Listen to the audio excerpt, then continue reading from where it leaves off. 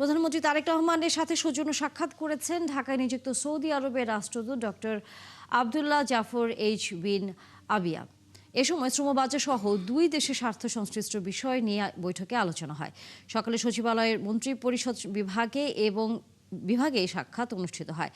বৈঠকে পররাষ্ট্রমন্ত্রী ডক্টর খলিলুর রহমান, প্রধানমন্ত্রীর পররাষ্ট্র বিষয়ক উপদেষ্টা হুমায়ুন কবির এবং ঢাকায় নিযুক্ত সৌদি আরবের উপরাষ্ট্রদূত ইব্রাহিম আবদুল্লাহ অংশ নেন।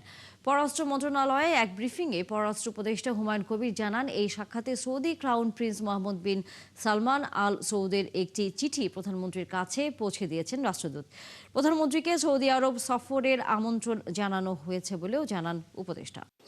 From this exchange, you can see that we are very positive about having a strategic cooperation and partnership with the Kingdom of Saudi Arabia.